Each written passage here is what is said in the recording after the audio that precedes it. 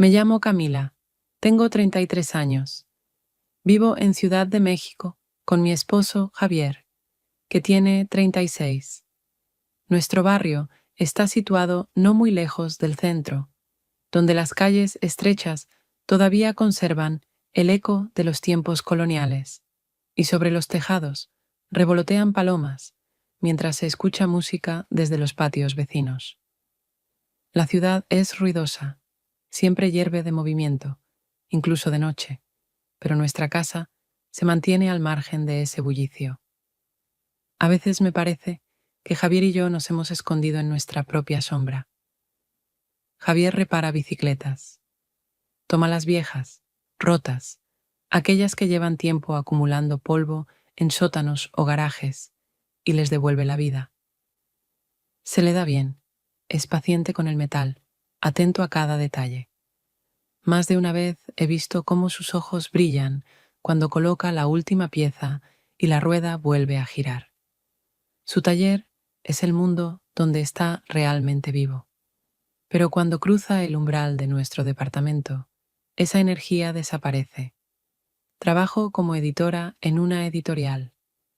La mayor parte de mi día son textos, historias ajenas que necesitan corrección, pulido de estilo. Me gusta mi trabajo, aunque me agota. Al leer manuscritos, suelo pensar en los autores. ¿Qué sienten? ¿Con qué sueñan? ¿Cómo buscan las palabras? A veces quisiera contárselo a Javier, compartir una frase que me tocó o una situación de la oficina, pero cuando me siento frente a él en la cena, las palabras parecen desvanecerse. Cenamos en silencio. Él termina rápido, dice un breve «gracias» y se va al balcón, donde siempre lo esperan sus herramientas. Yo me quedo en la cocina, sintiendo que vivimos uno al lado del otro, pero no juntos. Al principio pensé que era solo una etapa, cansancio, rutina, algo pasajero, pero los meses pasaban y entre nosotros se formaba un espacio que ninguno intentaba llenar. Empecé a contar los días en que intercambiábamos, aunque fuera unas pocas palabras sinceras. A veces pasaba una semana antes de que escuchara de él algo más que un sí o un no hay tiempo. Una vez llevé a casa una novela recién publicada. Se la tendí, esperando al menos unos minutos de conversación interesada. Él la miró, asintió y la dejó a un lado de la mesa. En ese instante sentí que no apartaba un libro, sino a mí misma. No dije nada, solo guardé la novela en el estante. A la noche siguiente intenté otra vez iniciar una conversación. ¿Recuerdas que alguna vez quisimos ir a Guadalajara? Le pregunté, mientras le servía té. Levantó los ojos y respondió con calma. Sí, pero ahora no es el momento. Su voz era serena, sin irritación, pero sentí como si esa breve frase cerrara una puerta. No insistí. Esa noche permanecí mucho tiempo despierta, mirando su espalda. Quise tocar su hombro, pero mi mano se detuvo en el aire. Entre nosotros había apenas unos centímetros, y al mismo tiempo una distancia imposible de superar. Entendí. El problema no era solo que guardáramos silencio. Hacía tiempo que ya no sabíamos qué queríamos escuchar el uno del otro, y ese pensamiento me asustaba más que el silencio mismo. A la mañana siguiente me llamó doña Marta, una vecina mayor de nuestro edificio, que siempre cargaba pesadas bolsas del mercado y rechazaba cualquier ayuda, demostrando que aún era lo bastante fuerte para arreglárselas sola. Pero esta vez su voz sonaba extrañamente fina y temblorosa. Se había caído en las escaleras y me pidió que la acompañara al hospital, porque le daba miedo ir sola. Me vestí rápido, bajé y la encontré sentada junto a la puerta, presionando su mano contra la rodilla, con una mezcla de dolor y vergüenza en el rostro, pues no le gustaba mostrar su debilidad. Llamamos un taxi y la ayudé a subir, aunque repetía todo el tiempo que habría podido llegar por sí misma, que yo estaba perdiendo el tiempo inútilmente. ya que seguramente tendría cosas más importantes que hacer. Yo solo sonreía y le sostenía el brazo en silencio, porque sabía que discutir con ella era inútil. El trayecto no fue largo, pero avanzábamos por la ruidosa mañana de Ciudad de México. Las calles ya estaban llenas de autos, autobuses, vendedores de café y tortillas, y todo eso creaba una sensación de caos. Sin embargo, dentro del taxi reinaba una tensión distinta, porque sentía que doña Marta trataba de no quejarse del dolor. En la sala de urgencias había mucha gente, madres con niños, hombres mayores, jóvenes con los brazos vendados, mujeres de rostro pálido. Todos esperaban su turno en sillas de plástico. El aire estaba impregnado con el olor del desinfectante mezclado con el del café de máquina, un aroma familiar y desagradable a la vez. Encontramos un lugar en la esquina, la ayudé a sentarse y fui a averiguar cuándo la atenderían. Resultó que la espera sería larga y me preparé para pasar allí mediodía, sacando el teléfono y un libro de mi bolso, cuando escuché a mi lado una voz masculina. «Estas filas parecen infinitas», dijo alguien con una leve risa, sin cansancio, solo con ironía. Me giré y vi a un hombre de unos 40 años, quizá un poco menos, de cabello oscuro, algo despeinado y porte relajado, en contraste con la tensión general alrededor. Sostenía unos planos enrollados, lo que de inmediato delataba que era arquitecto o algo relacionado con la construcción. Su sonrisa era inesperadamente ligera, como si hubiera logrado dejar todas las preocupaciones afuera de ese hospital. «De verdad, infinitas», respondí, intentando no sonar demasiado seria, aunque por dentro me costaba relajarme. Intercambiamos unas frases sobre cómo los hospitales siempre hacen sentir a uno prisionero del tiempo, y él bromeó diciendo que quizá para eso existían los arquitectos, para construir nuevos pabellones que de todas formas resultarían pequeños. No esperaba que un desconocido pudiera hacerme sonreír en medio de aquella multitud, pero hablaba de manera sencilla y natural, como si nos conociéramos desde hace mucho. Se llamaba Mateo, y en efecto era arquitecto. Esperaba a su madre, a quien iban a hacerle unos estudios, y lo decía con calma, sin dar demasiados detalles, pero con una calidez que revelaba sinceridad. No estaba acostumbrada a confiar en extraños. Sin embargo, su manera de conversar creaba una sensación de seguridad. Doña Marta, que al principio gruñía, diciendo que un hospital no era lugar para charlas, de pronto se suavizó cuando Mateo se levantó cortésmente para traerle un vaso de agua. Ella lo aceptó y le hizo un gesto de agradecimiento, aunque normalmente nunca agradecía a nadie. Me sorprendió. Él sabía encontrar la manera, incluso con las personas más distantes. Seguimos hablando unos 10 o 15 minutos, hasta que anunciaron el apellido de doña Marta. La ayudé a levantarse y nos dirigimos al consultorio. Antes de desaparecer tras la puerta, miré sin querer hacia atrás. Mateo estaba de pie junto a la pared, sosteniendo los planos, y me miraba con esa misma sonrisa ligera en la que, sin embargo, brillaba algo más cálido que la simple cortesía.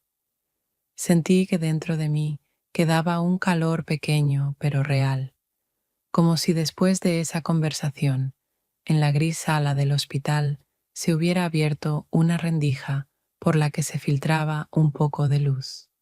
Una semana después de aquella visita al hospital, cuando la rutina ya me había arrastrado de nuevo al ritmo de los plazos editoriales y las correcciones interminables, decidí entrar en una pequeña librería cerca de la oficina para comprar un libro de ensayos que llevaba tiempo posponiendo. Al entrar, aspiré el olor familiar de papel y tinta, y ya en la segunda estantería, en la sección dedicada a la prosa latinoamericana, escuché a mi espalda una voz suave que reconocí al instante, aunque no esperaba encontrarla en un lugar así. Mateo estaba junto al estante vecino, hojeando un grueso álbum de fotografías arquitectónicas y, al verme, sonrió como si hubiéramos quedado en reunirnos, precisamente allí, en ese aroma de libros, entre gente que hojeaba páginas con calma. Dio un paso hacia mí y bromeó diciendo que los hospitales no eran sitios muy románticos para conocerse y que menos mal que existían librerías, donde al menos se podía fingir que lo que nos había llevado allí era el interés por la literatura. Yo respondí que no estaba tan segura de que fuera mejor encontrarse en librerías, porque uno podía revelar demasiado de sí mismo con solo mirar qué libro tomaba en sus manos. Empezamos hablando de cosas pequeñas, pero muy pronto la conversación derivó hacia mis autores favoritos, y me sorprendió cuando mencionó sin vacilar varios nombres realmente importantes para mí, entre ellos Alice Munro y Claribel Alemán. Lo que me impresionó no fue que conociera a esas escritoras, sino cómo describía sus textos, no como un crítico, sino como un lector que de verdad había vivido las páginas junto a los personajes. Me preguntó qué té bebía mientras trabajaba, y cuando, algo sorprendida, le dije que siempre jazmín, asintió como si ya lo supiera de antemano. Sentí que su atención a los detalles no era casual, sino deliberada, y eso me inquietó un poco, porque no todos, ni siquiera una persona cercana, captan y guardan tan rápido las pequeñas cosas ajenas. Al día siguiente, de regreso del trabajo, lo vi de nuevo, esta vez en la plaza frente a la cafetería donde yo solía comprar café antes de tomar el metro. Estaba sentado en una mesa al aire libre y al verme levantó la mano para saludarme, como si hubiéramos quedado en encontrarnos. Me detuve, conversamos, y otra vez la charla se alargó más de lo previsto. Al principio sobre libros, luego sobre su trabajo, que según él le consumía la mayor parte del tiempo, pero le daba la sensación de estar construyendo algo significativo. Me contó sobre un proyecto de una escuela en las afueras que debía convertirse no solo en un espacio educativo, sino también en un lugar de vida comunitaria. Al hablar, en sus ojos aparecía esa misma ligereza que noté en el hospital, una ligereza que se mezclaba con seguridad interior. Me descubrí a mí misma sin ganas de marcharme, permitiéndome quedarme más tiempo del que debía, escuchándolo con una atención que hacía mucho no le prestaba a nadie. Cuando al fin miré el reloj y entendí que llegaría tarde a casa, sentí una punzada inesperada. Me dolía interrumpir la conversación, pero me inquietaba aún más haber empezado a posponer el encuentro con Javier, como si el tiempo que nos pertenecía lo estuviera entregando poco a poco a otro. En los días siguientes volvimos a vernos, a veces por casualidad, a veces no tanto. Él aparecía cerca de la editorial porque tenía asuntos en la zona, o yo lo encontraba saliendo del metro, en el mismo cruce donde compraba café. Y cada vez la charla empezaba con naturalidad y sin presión, pero acababa en largas pausas en las que ninguno quería decir adiós. Comencé a notar que en casa pensaba más en esos encuentros que en mi propio trabajo, que esperaba con ansias la próxima ocasión que nos reuniera. Dentro de mí nació una sensación de doble filo. Por un lado, me daba miedo, porque comprendía que mi matrimonio ya se sostenía en una base frágil, y cualquier emoción externa podía derrumbarlo del todo. Por otro, me atraía esa nueva atención, esa capacidad de sentirme vista. No se lo conté a nadie, ni siquiera a mi mejor amiga, porque me parecía que si lo decía en voz alta, todo se volvería demasiado real. Pero en el fondo, sabía que ya habíamos cruzado una frontera y que regresar sería cada vez más difícil. El sábado siguiente, unos amigos organizaron una fiesta por el cumpleaños de un conocido en común, y aunque no tenía ganas de ir, acepté porque entendía que rechazar sin motivo solo agrandaría la distancia entre Javier y yo. Él, en cambio, parecía esperar con entusiasmo la velada, ya que últimamente salía poco de su taller. Llegamos al departamento donde ya sonaba la música. El lugar estaba lleno de gente, cálido de risas, conversaciones y el aroma de la comida sobre la mesa. El cuarto se sentía demasiado estrecho para todos los que se habían reunido allí. Intentaba mantenerme en las conversaciones a mi alrededor, pero estaba tensa, escuchando la voz de Javier, que decía cosas en tono de broma con una energía desconocida para mí, pues en casa nunca hablaba así. Al cabo de un rato, de pronto tomó el micrófono y aceptó cantar en el karaoke. Algo se me apretó dentro. No esperaba tanta audacia de él, pero tampoco sentí alegría. En lugar de orgullo, me invadió una vergüenza incómoda, como si saliera de la imagen a la que yo estaba acostumbrada y no supiera cómo reaccionar. Su voz era ronca, a veces se perdía, pero la gente lo aplaudía, reía y lo animaba. Yo, en cambio, solo pensaba en escapar de la sala, donde todo se volvía demasiado ruidoso y ajeno. Salí a la calle para tomar aire, y al dar unos pasos en la frescura de la noche, sentí alivio al poder quitarme la máscara.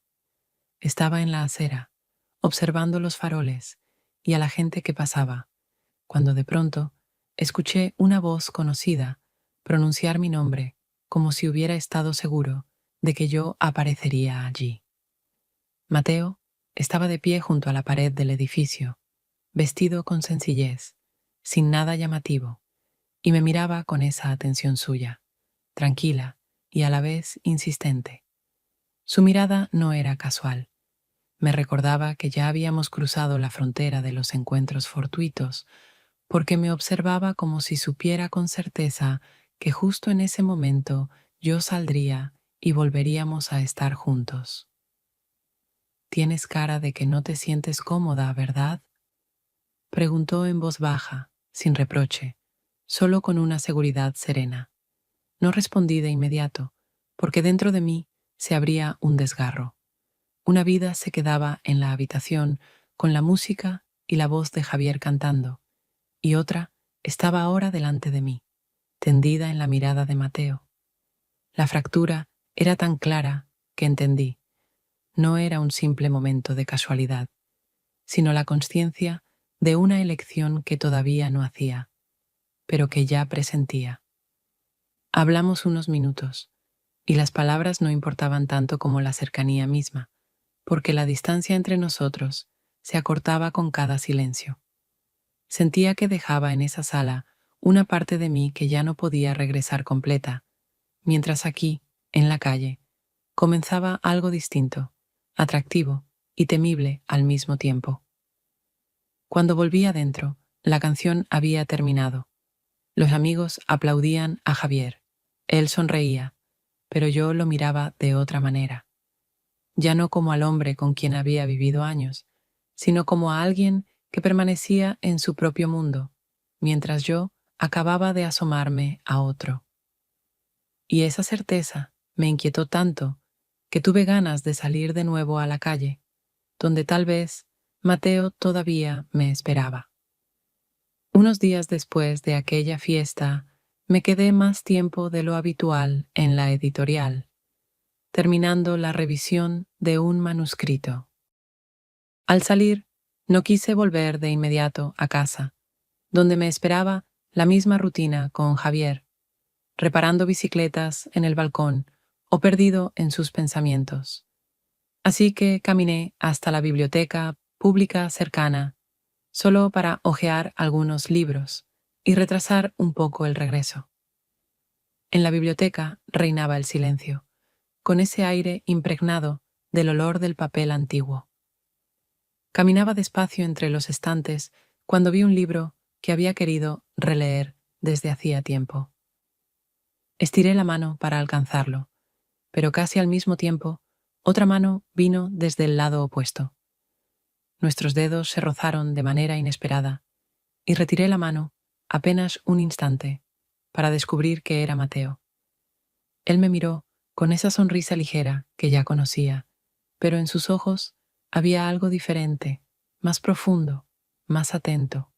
Ambos nos quedamos inmóviles junto al estante, aferrados al mismo lomo del libro, sin soltarlo, como si ese contacto justificara quedarnos cerca. Sentí cómo mi corazón latía con fuerza, y lo extraño era darme cuenta de que mi nerviosismo no venía del miedo a ser descubierta, sino de la certeza de que algo invisible entre nosotros al fin se abría paso. Mateo se inclinó hacia mí, y aunque la biblioteca estaba llena de gente, me parecía que estábamos en un espacio aparte, sin voces ni miradas ajenas. Su aliento rozaba mi rostro, y al instante me besó, no con prisa, no con brusquedad, sino de forma suave y profunda, como si ese beso no buscara demostrar nada, sino reconocer lo que ya había nacido antes. En el hospital, en la librería, en la plaza, en cada cruce casual. Mi cuerpo respondió con un temblor, y comprendí que estaba cruzando el límite que tanto temía y al mismo tiempo había estado buscando. Todo alrededor se desdibujó. Libros, lámparas, pasos, hojas que se pasaban. Todo se volvió secundario.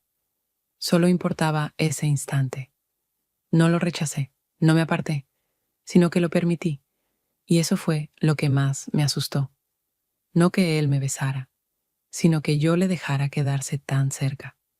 Cuando por fin nos separamos, permanecí unos segundos intentando recuperar el aliento, mirándolo. Él sostenía mi mano con calma, como confirmando que ese momento era real y que ya no podía borrarse. Susurró que llevaba mucho tiempo esperando, que había sentido nuestra cercanía desde la primera conversación. Yo no encontré palabras para responder. El miedo y el deseo se entremezclaban demasiado dentro de mí. Esa noche, al llegar a casa, encontré a Javier sentado a la mesa con una pequeña caja en las manos. Me la tendió. Dentro había una pulsera de plata de finos eslabones. Me dijo que la había comprado días antes para darme una sorpresa sin motivo especial. Su voz era suave, sin sospechas ni inquietud. Me puse la pulsera, sonreí, le di las gracias, pero por dentro me encogí. Me resultaba difícil incluso tocar sus manos. Ese regalo, que debía ser un gesto de amor, se convirtió en un recordatorio de mi propio paso, del que él no sabía nada y quizá nunca hubiera imaginado.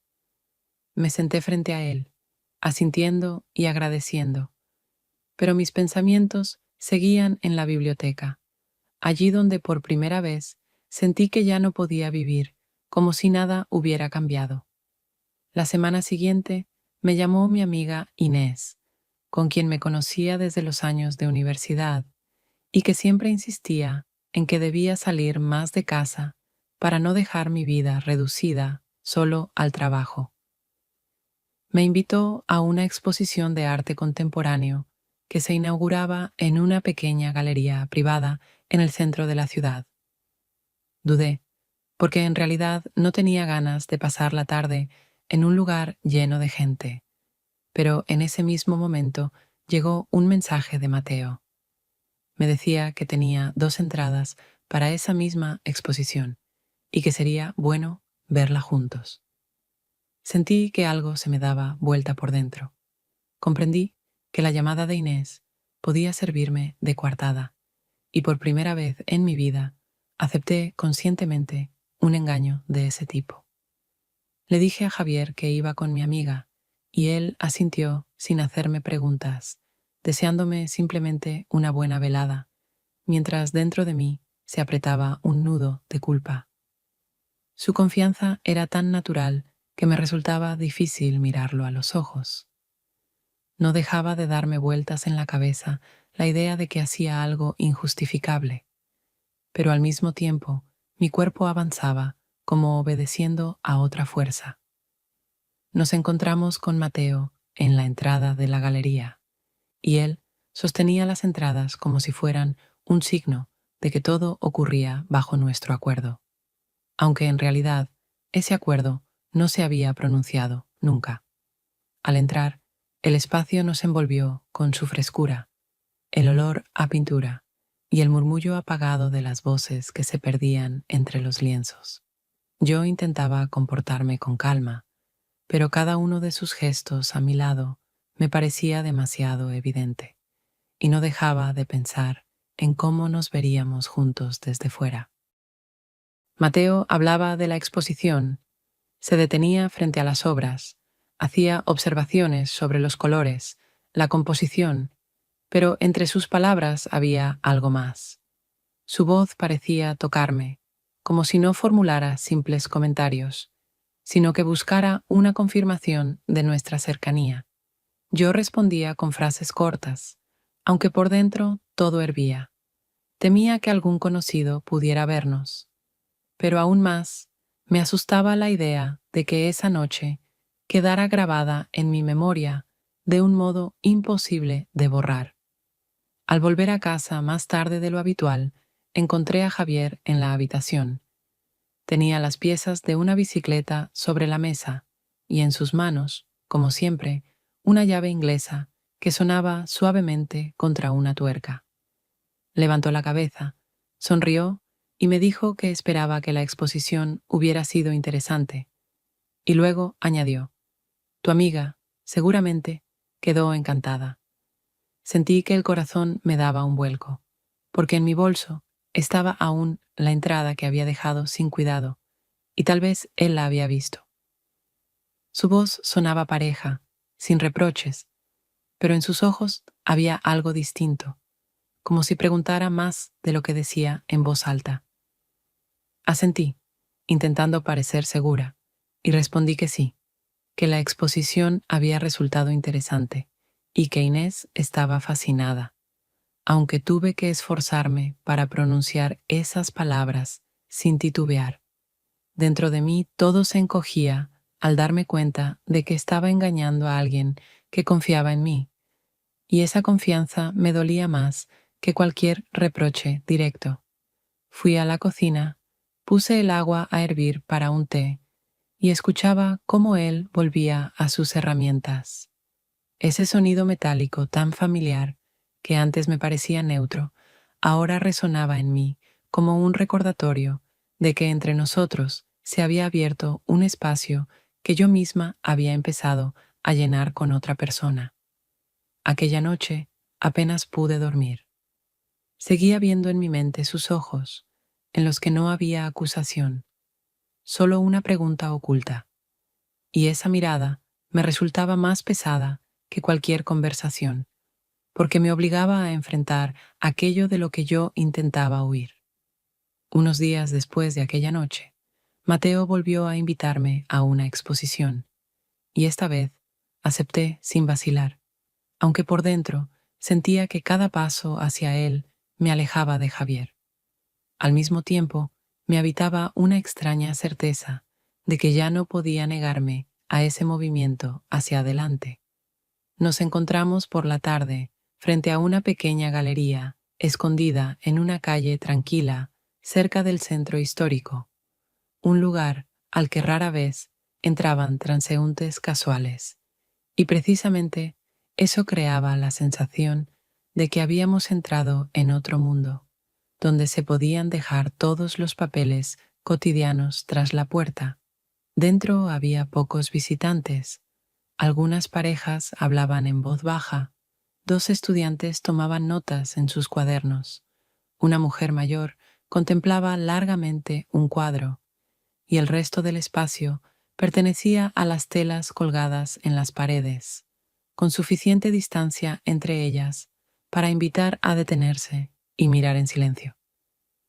Las obras eran inusuales, En muchas aparecían sombras y figuras difusas, que parecían surgir de la oscuridad o disolverse en ella, provocando una sensación de inquietud y, a la vez, de calma, porque esas imágenes no ofrecían respuestas directas, solo empujaban a preguntas interiores.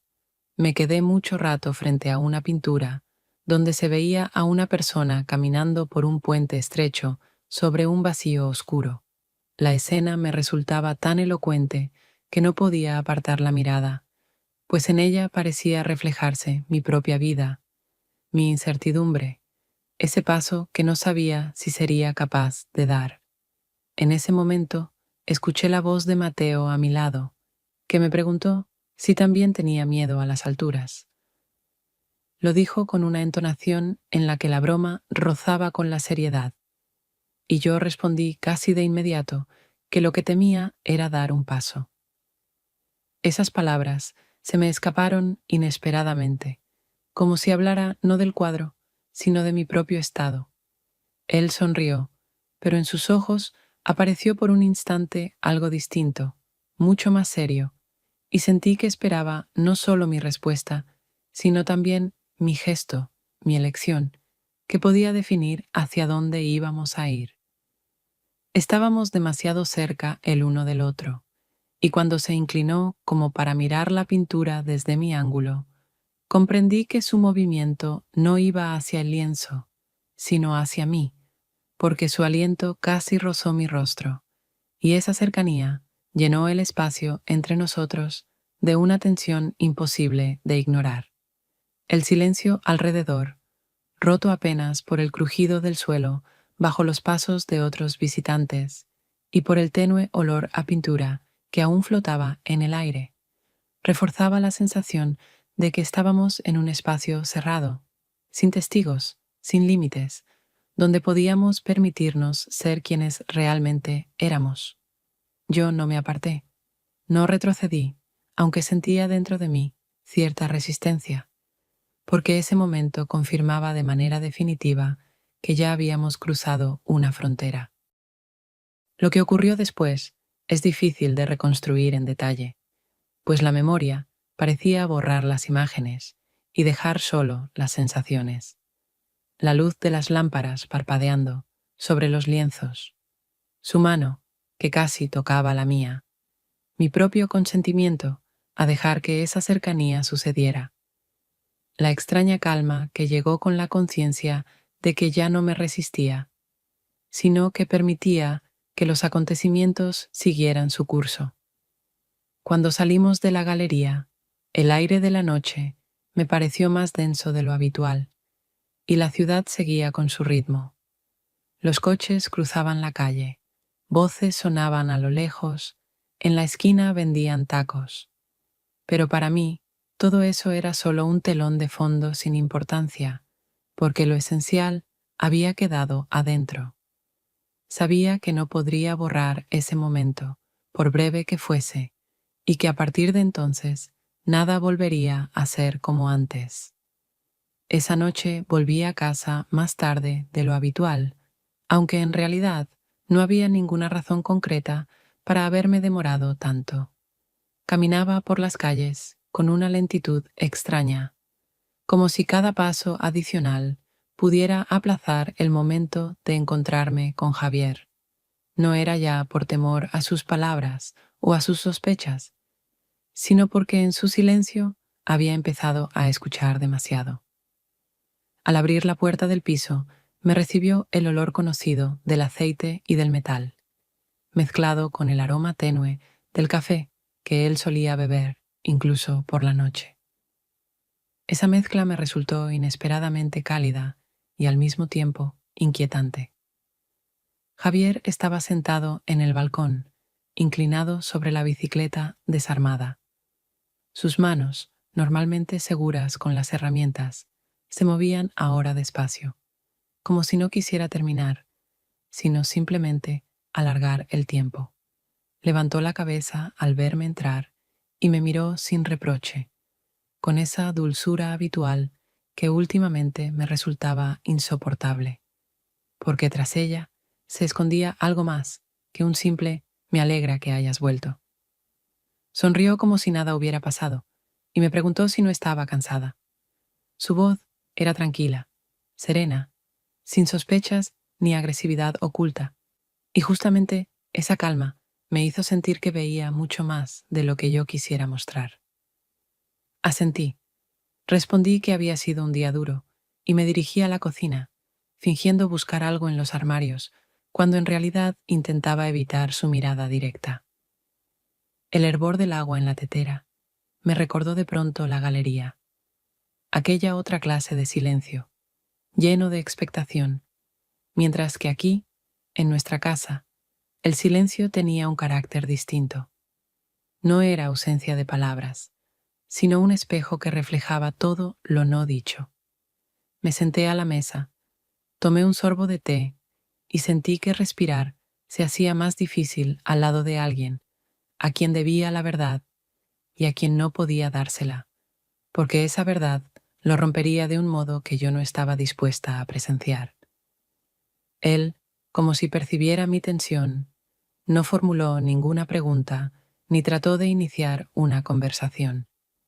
Y eso era peor que cualquier palabra directa, porque su silencio abría un espacio en el que mis propios pensamientos resonaban demasiado alto.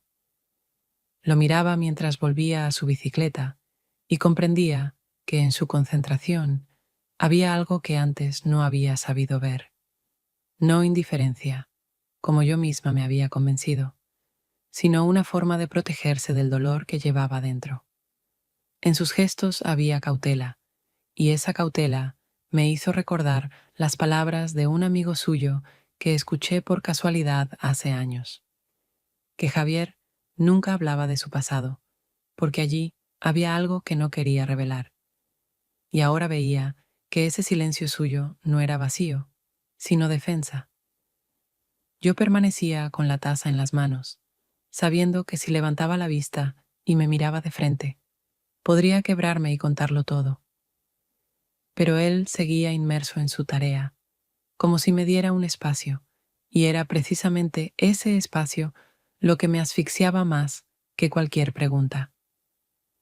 Hubo un instante en que deseé que hablara, que pronunciara la pregunta que ya había visto en sus ojos días atrás, porque así la responsabilidad de la verdad recaería en él, y no en mí.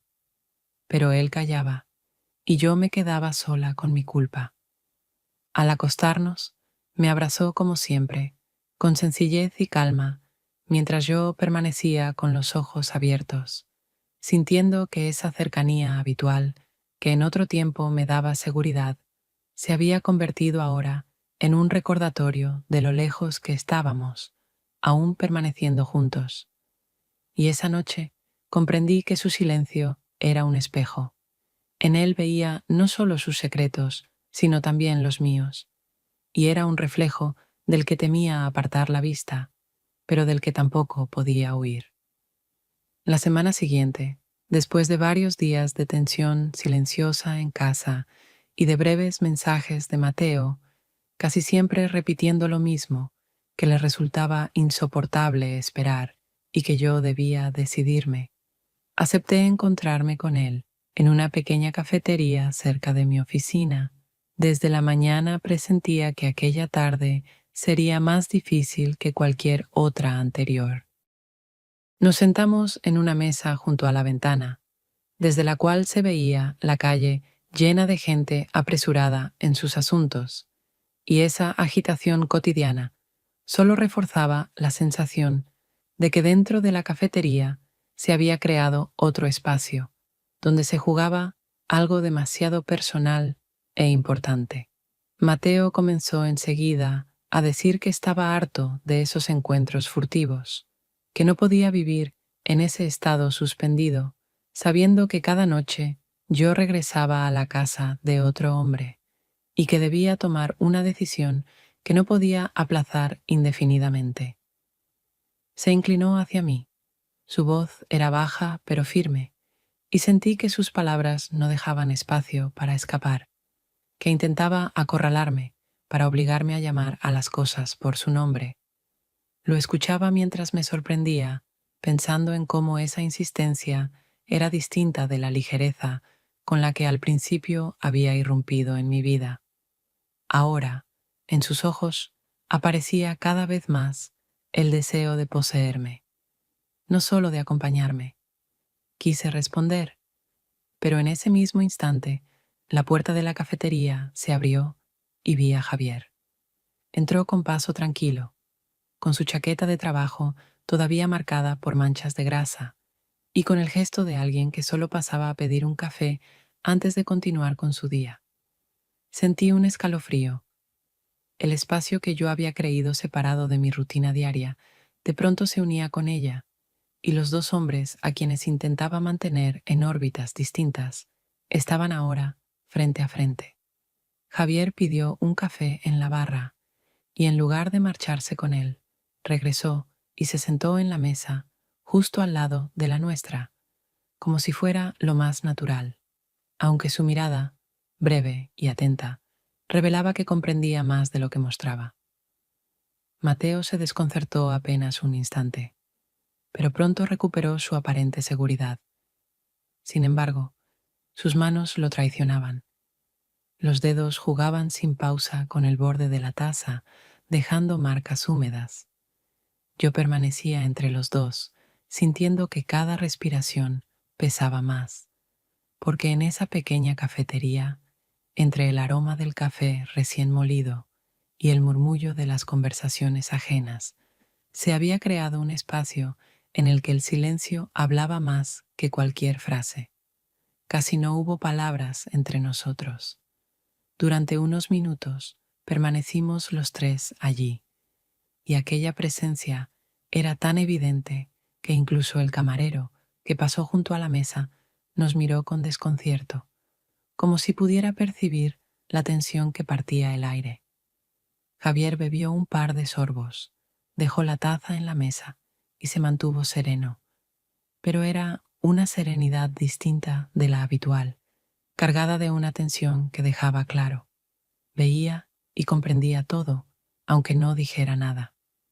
Mateo, sintiéndose observado, comprendió que había perdido en esa lucha muda, y al cabo de unos minutos, sin pronunciar palabra, se levantó y se marchó, dejando su café intacto. La puerta se cerró suavemente tras él, y yo quedé sentada junto a Javier, que no me hizo preguntas ni reproches. Simplemente terminó su café y se levantó para salir conmigo.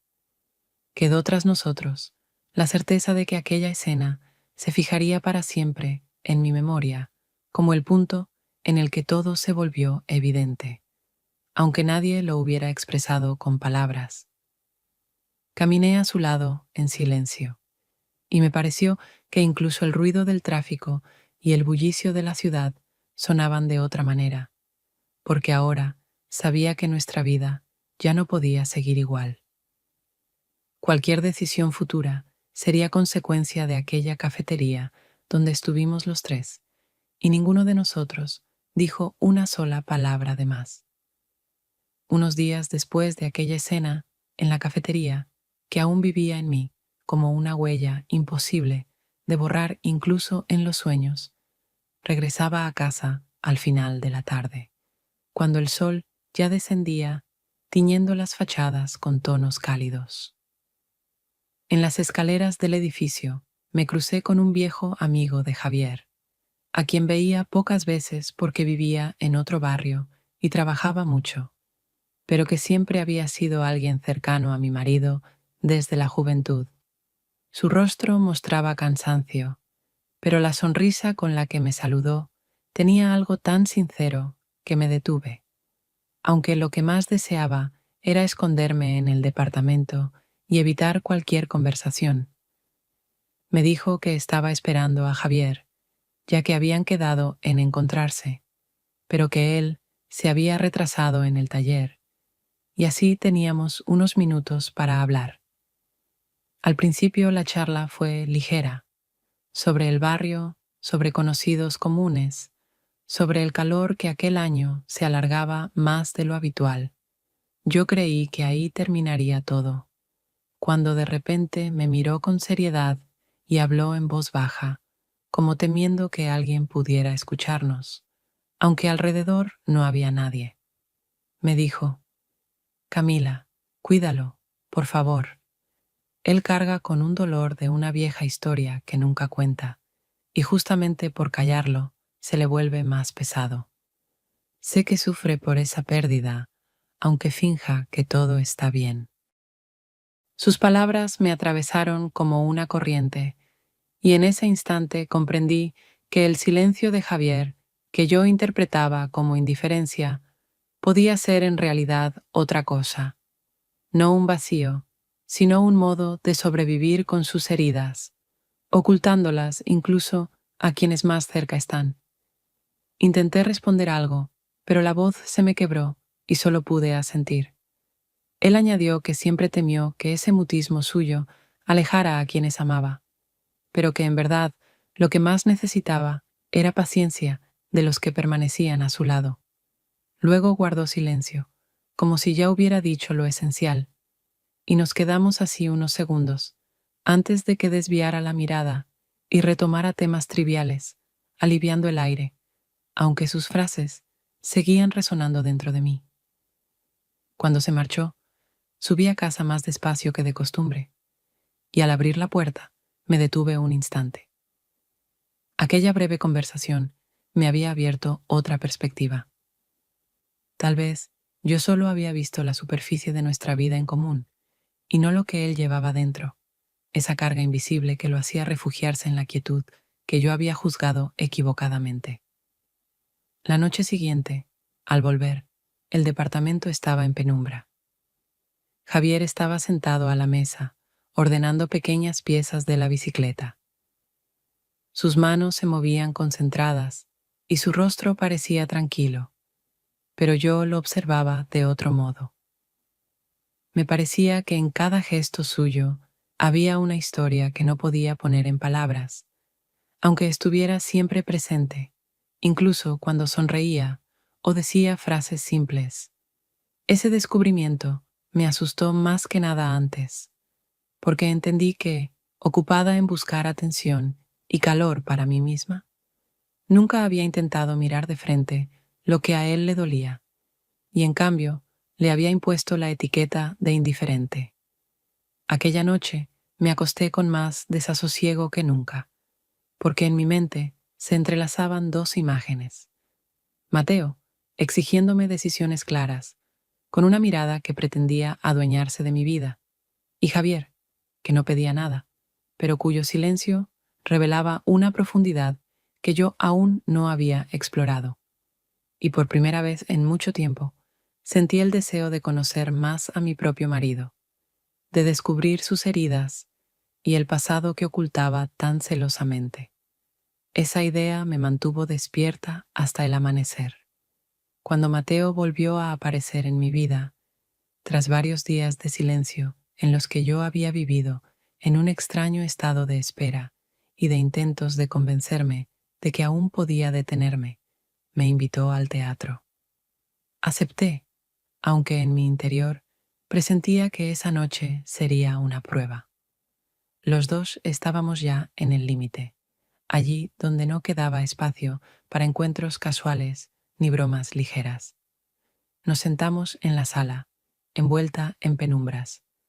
Cuando las luces se apagaron, sentí su mano demasiado cerca de la mía, y luego se inclinó hacia mí, hablándome en voz baja, lo bastante para cortar la quietud de alrededor y llegar solo a mí. Decía que yo debía estar con él, que no podía seguir esperando, que mi vida con Javier era apenas una sombra de lo verdadero, y que mi lugar estaba junto a él, donde reinaban la fuerza y el deseo, no la rutina callada. Lo escuchaba inmóvil, encogiéndome por dentro, porque en sus palabras ya no había tanta ternura como al principio, sino una insistencia que rozaba la exigencia. En la oscuridad, su silueta parecía avanzar hacia mí con la misma presión con la que antes me había pedido definiciones en el café. Se inclinaba más, y yo sentía su aliento, su urgencia por sellar esa noche como definitiva. para que mi presencia a su lado dejara de ser casual y se convirtiera en elección. Pero cuando la luz volvió a encenderse y los actores reaparecieron en escena, lo miré con más claridad y vi algo que me asustó incluso más que la idea de quedarme junto a Javier en nuestra vida inmóvil.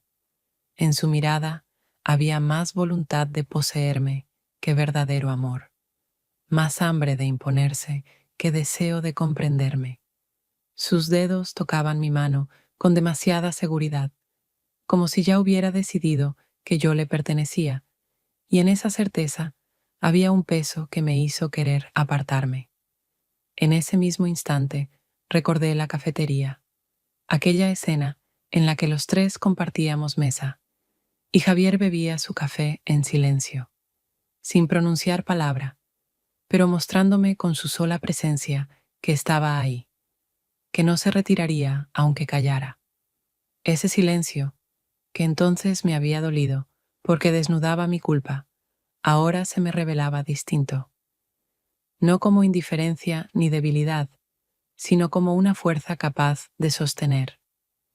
Ese recuerdo se convirtió en un punto de quiebre, porque comprendí de golpe que entre la mirada exigente de Mateo y el mutismo sereno de Javier, yo elegía lo segundo, ya que allí no sentía presión, sino la posibilidad de seguir siendo yo.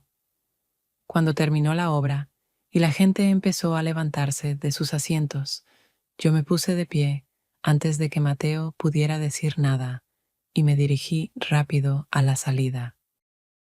Él intentó alcanzarme, detenerme, pero yo aceleré el paso y cada movimiento era un esfuerzo desesperado por escapar de un espacio donde ya empezaba a sentirme tratada como propiedad ajena. Salí a la calle, donde el aire fresco de la noche me envolvió, y por primera vez en mucho tiempo sentí que caminaba sola, sin cargar con expectativas ajenas ni la necesidad de justificarme, con la clara conciencia de que ese camino debía recorrerlo yo misma. Anduve largo rato sin tomar un taxi, sin mirar los bares ruidosos ni las luces de los escaparates, y con cada paso mi resolución crecía. Sabía que esa noche había puesto un punto final a algo que pudo ser mi nueva vida, pero no la vida que yo deseaba. Y aunque me dolía reconocer que había gastado tanta energía en una historia que terminaba en vacío, también entendía que ese dolor era necesario para que al fin pudiera volver la mirada hacia otro lado, hacia Javier, con su silencio, que ya no se me aparecía como indiferencia, sino como un recordatorio de que la verdadera cercanía no nace de las exigencias, sino de la capacidad de esperar y permanecer. Aquella noche, al volver a casa después del teatro, ya sabía que no podía seguir dejando todo en suspenso, que sobre mí recaía la responsabilidad de mis pasos y de lo que ocurriría entre Javier y yo. El apartamento me recibió con la penumbra habitual, esa que siempre daba una ilusión de calma, aunque en realidad no era más que una envoltura que ocultaba nuestros pensamientos no dichos. Lo encontré en la cocina. Estaba sentado a la mesa, sobre la cual reposaban piezas de otra bicicleta, y cuando entré, levantó la vista, deteniéndose en mí más tiempo de lo usual, como si esperara que yo dijera algo importante. Me senté frente a él, y permanecimos en silencio unos minutos. Pero esta vez, la pausa no era un refugio para evitar la conversación, sino una preparación, porque sentía que dentro de mí se había acumulado tanto sin pronunciarse que ya no podía seguir guardado. Al fin, reuní valor y dije, con voz baja pero firme, que no quería seguir huyendo. No quería inventar pretextos, ni vivir en dos mundos, ni esconderme de él ni de mí misma. Mis palabras fueron simples, sin explicaciones ni justificaciones, pero contenían la esencia de lo que antes temía reconocer. Javier me miraba con atención. Su mirada se mantenía serena, aunque tras esa calma percibía una tensión, como si hubiera estado esperando esta conversación desde hacía tiempo, y ahora me cediera el espacio para que dijera todo lo que llevaba dentro. No respondió de inmediato, pero cuando habló, su voz fue profunda y pareja. Entonces quédate. Y esas dos palabras no eran un ultimátum ni una súplica, eran aceptación, y me dieron la sensación de que podíamos seguir hablando sin miedo, porque ahora había una oportunidad.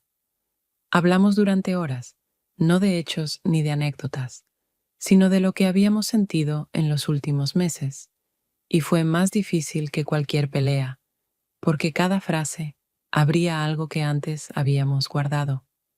Yo le confesé que extrañaba su cercanía, que me sentía invisible, que huía no solo de él, sino también de mí misma. Él me dijo que había callado porque no sabía hacerlo de otra manera, porque su pasado estaba cargado de experiencias que no quería imponerme. Pero en ese silencio, él mismo había quedado atrapado. Por primera vez en mucho tiempo hablamos con franqueza, y esa franqueza dolía, pero era precisamente lo que hacía renacer algo vivo entre nosotros. Al día siguiente, tomó un viejo reloj que llevaba años roto en el armario y lo llevó a reparar.